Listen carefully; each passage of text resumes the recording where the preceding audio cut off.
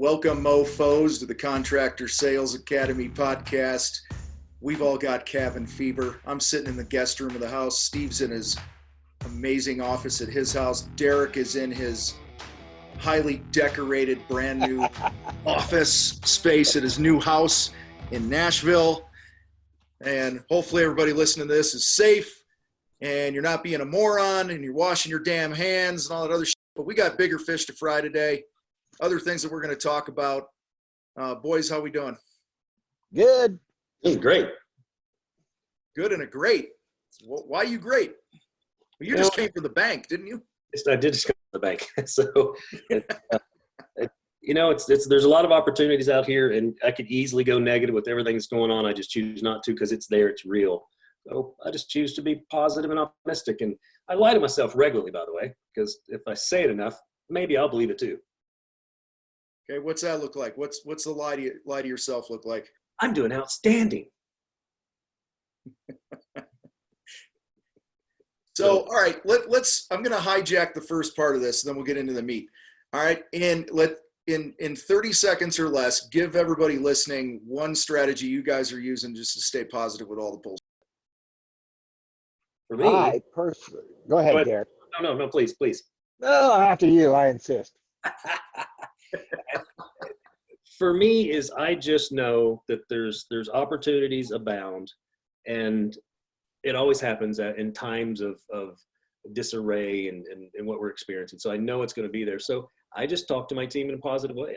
We stay focused on what we're doing, what our goals doing, and just communicating with clients and customers actually relieves them that they know there's some normalcy still going on. So that motivates me and motivates the team. I just going, hey, Mrs. Jones, we're going to come out. We're going to get you taken care of. I know we got some stuff going on, but you're really important to us. So let's make sure we get that taken care of. And it's just uplifting for them. So it makes me feel good too. All right, Steve? I treat this whole thing like a mini vacation.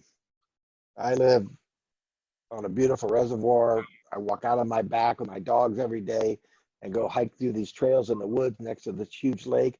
And I barely see anybody. And it's just beautiful. I crank the tunes, I crank a podcast, I crank a book. And, I got less to do, not more to do. My business is humming along. We're, pond cleaners and builders. And my job is just to stay as happy as I can. I keep all the fear and panic outside because my real job is to help contractors stay calm. And if I don't stay calm, nobody's going to stay calm.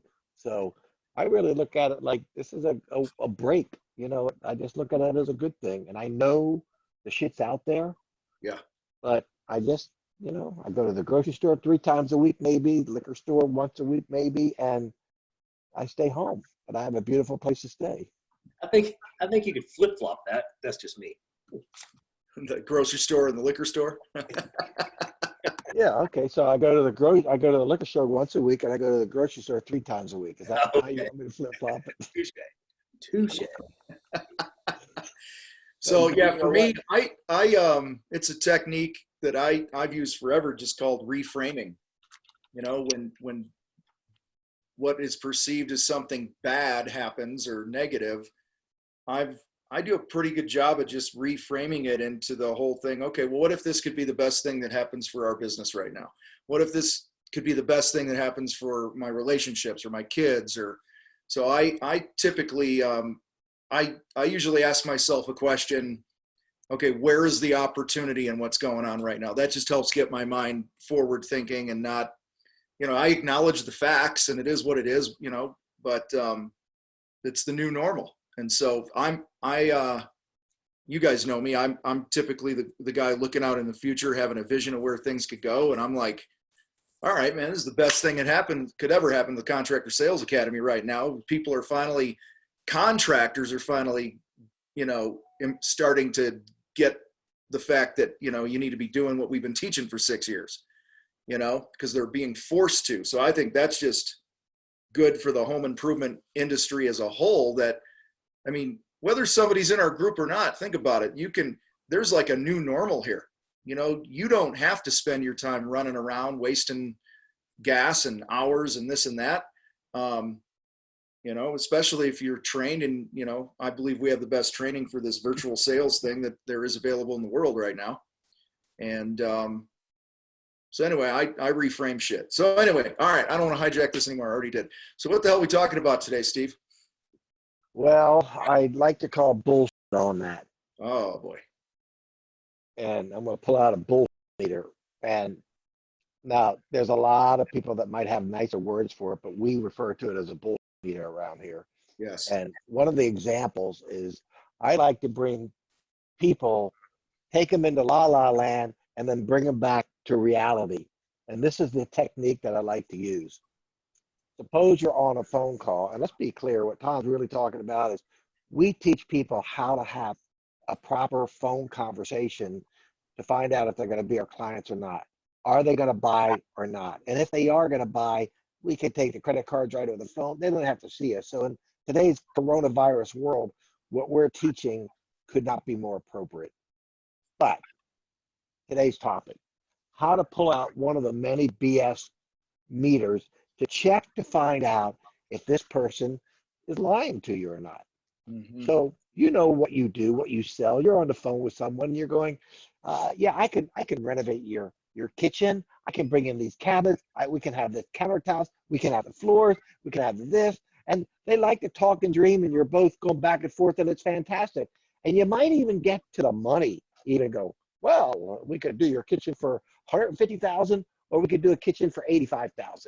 You know, so you and of course the customers agreeing, you're agreeing, and all this kind of stuff. So we're dreaming together. That's really what we're doing, la la land, right? So I like to say something like, Tom, let's suppose I can come out there, and we're talking somewhere in the middle, a buck and a quarter, $125,000. I can do all the stuff you want, right? You get the kitchen you want, and it's $125,000. What will happen next?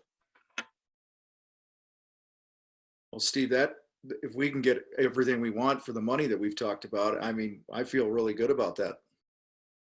So if I come out to your house and we put in writing and in paper everything you want, and it is $125,000, meaning you're going to have to stroke a check for 50 grand as a deposit on the spot. What will happen if that actually occurs? I whip out the paperwork, and there it is. Well, I need to make sure I talk to my wife about it, and we might want to get a couple other estimates. Just to make sure that Okay. Let's everything's go out of role. goes to Let's go apples. out of let's go out of role play, right? That's when, and you can't see me, but it's like beep beep beep beep beep. Yeah. beep, beep. That's when the bull meter starts going off, man. It's like that's when the rubber hits the road.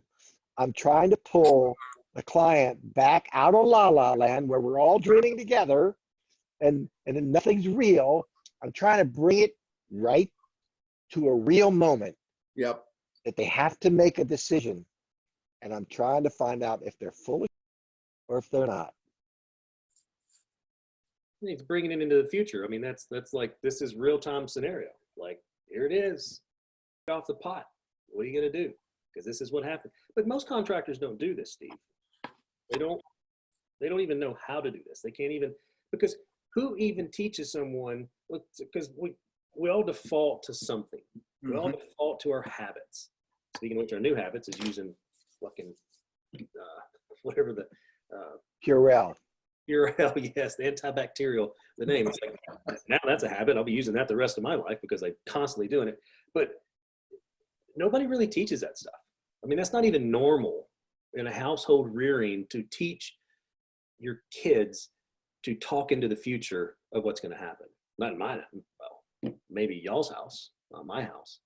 So this is like a whole, I mean, this should be freaking people out listening right now to go, wait, I can really say real time, we come up with all this stuff that we're going to talk about and have that conversation and literally have the customer say yes or no. I mean, that's insanity. Well, how many times have we been on the phone with a prospect and you go, you know, you get through the motive, you get through the budget piece, and they go, yeah, that 10 grand sounds great, Derek. 10 grand is awesome, man. That's right where we want to be. And then what do we normally do? If you don't have a process that you follow, if you haven't been trained to hear certain things and ask certain questions, what do we normally do in that case? You got to run right out there, right? Yeah. Oh, I'll be right out. Yeah. And then you get out there, and then what happens? That even if they tell you to have a budget. So I mean, as we like to just talk about regularly, like we get a phone call and we just rush right out, not even money spoken. So you're out there and the money comes up. So even if you do go see someone and you're having that conversation, it probably makes sense to go, well, we're standing here having this $10,000 conversation. You ready to sign a contract? Mm-hmm. So let me explain to our listening audience right now how deadly serious we are about what we're talking about. What, if you remember, let me roll the tape back to when I asked Tom if I got you everything you wanted for $125,000, and Tom's first affirmation, and I'm getting down to having 3 affirmations now, 3 yeses, says, yeah, no problem. So I stopped and I phrased it in a whole nother way, and I'm like, wait a minute, really?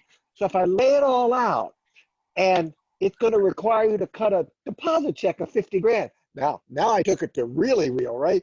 That's when Tom backed out. Yep. Okay. So when I was trying to get a second affirmation, a second yes out of Tom, he backed out. Now, if Tom wouldn't have backed out and said, I think I'd be ready to cut you a $50,000 check, Steve, that's how confident I am.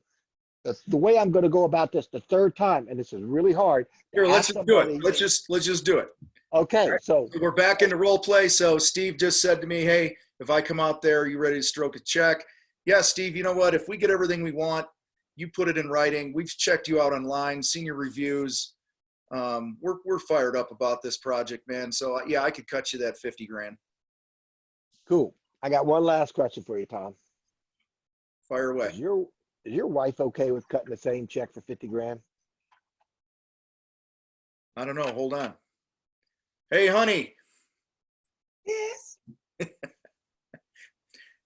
You good dropping 125 grand on this thing? Yes. All right, there we go. Or let's go the opposite now, Steve. Well, I don't know. I suppose I got to figure that out, but I'll take care of my wife, Steve. Tom, Steve. I'm married.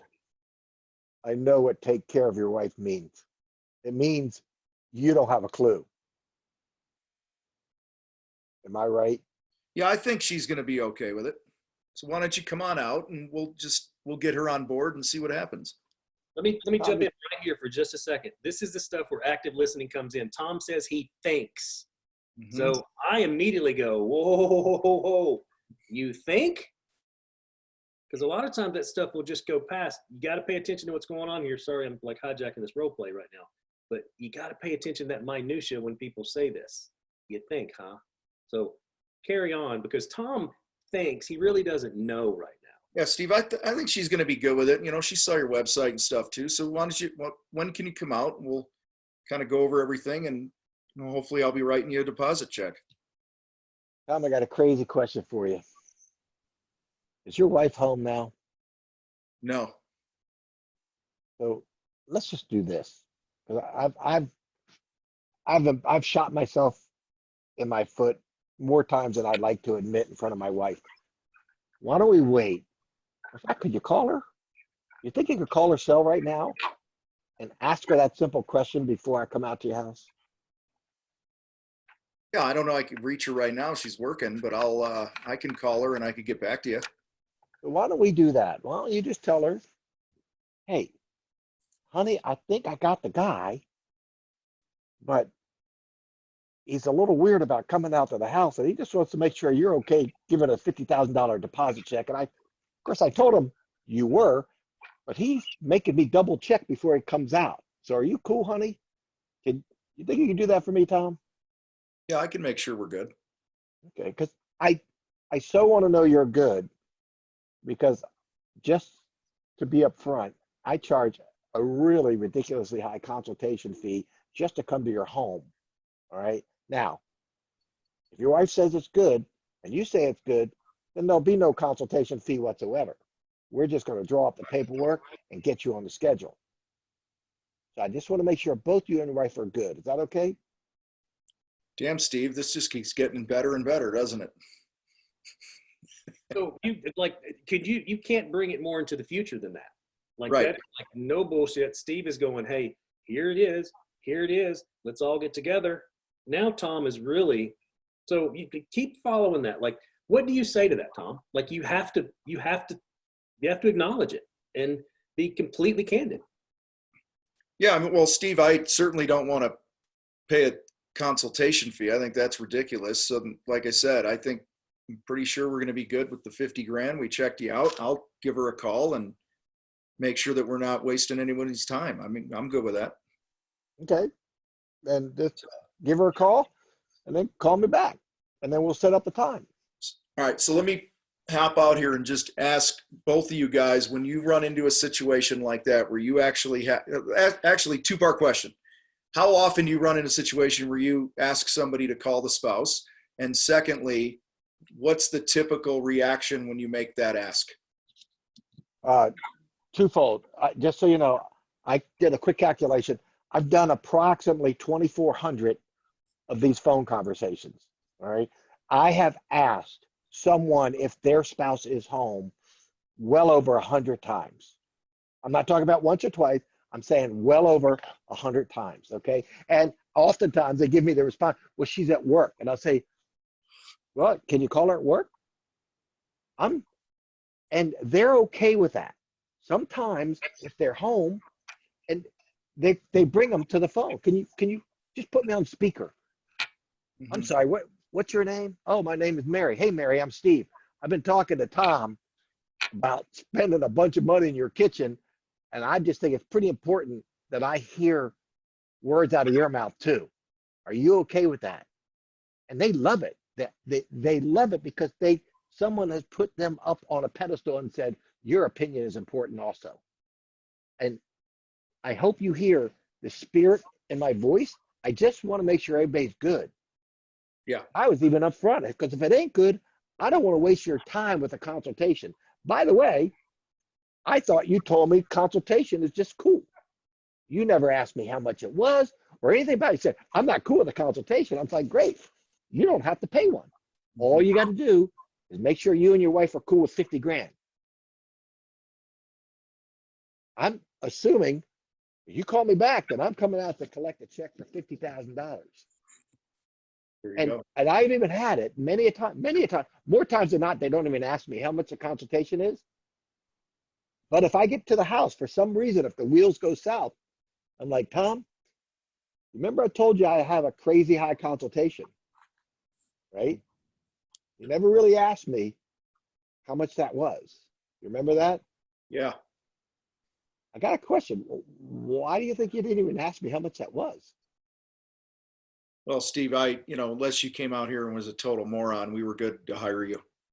And Okay, so- we feel good about moving ahead here. Okay. So I am not asking, I don't believe I'm asking disrespectful questions. Oh, But what I'm asking is, oh my God, so hard. For someone who's not practiced, Right. it's so hard for them to be that bold. It's almost like you're dating someone. You remember you don't want to be the first one to say, I love you, but somebody's got to. Mm. It's not a sign of disrespect. It's just like, I want you to know I love you. And you're so vulnerable, it hurts, right? Yep. That's the way it feels. But what does the other person really feel? Generally, one of two things. Oh, I love you too. And that happens more than not. Or you might get the other response, which is, I think we should see somebody else. We should start dating other people. But naive. this is a dating game. It truly is. And I just want what's best for you. That's why I'm being so brutally open and honest. It hurts. It hurts. So when I listen to the stuff you guys are saying, I'm really trying to think about how did I do this in the past? Mm. And how are other contractors hearing this and perceiving this, and how are they doing this? When I say doing this, what you're doing, Steve, I mean, which concerns me a little bit on what contractors do, is you're bringing this into the future as if you have everything's been okayed anyway, and you're sitting down in front of them and they're going to write you a deposit check, because that's what has to happen, right? Like if we fast forward to the actual transaction and you've never had this conversation, you still got to sit in front of the person and go, okay, Mr. and Mrs. Jones, you're here and you're writing me a deposit check for 50%. Okay, this is my procedure, and I'm going to put it in my little laptop right here, and I'm going to send you a paid receipt. Mrs. Jones, do you need anything? Mr. Jones, Mr. Jones, do you need anything? How are we going to proceed? So these things are already happening. My fear is a lot of contractors don't even know how to do the final transaction, or I should say the beginning of the transaction when you collect a deposit. I think some guys are just a mess. You see what I'm saying? Like a mess even in the actual collection of this stuff. Right. They don't even have a procedure to do that. So what you're saying, Steve, is like you're creating a procedure before it ever happens so that you can actually get to that point. And it's like, I think most contractors don't even do the actual transaction correctly. The physical transaction, not even the metaphorical. So I, sorry, I got so excited I choked. Derek, something you said triggered this thought into me about when we kind of bring people into la la land, like Steve was talking. You know, one of the things that, you know, even in the motive step, in step one of the motive, I want to know what's most important to somebody. So I'll use this same technique of projecting out. And you guys have heard me say it, where I'll be like, hey, Derek, we know you're going to hire somebody to do this kitchen for you. Let's pretend it's the last day of the job. They're finishing up. They've gone over all the warranty issue. Everything's cleaned up. It's gorgeous. You're going to have dinner in the kitchen that night. And the last thing before the contractor hops in his truck and drives off, you got to cut him that final check. How are you going to know that this was the right guy? Like to me, that's bringing them into that moment.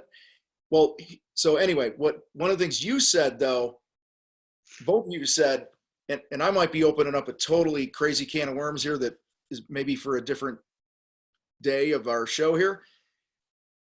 But when your subconscious brain is on something, it doesn't know if it's real or not. Yeah. And I think there's something to this, and maybe one of you guys actually has a better way to put into words what I'm saying, but I'm sitting here going, if we could use this technique to bring people into la la land and camp them out there, their mind doesn't know that it's real or not. And I almost wonder, does that up your chances of closing the deal with the right people? Do you know what I mean? You know where I'm going with this?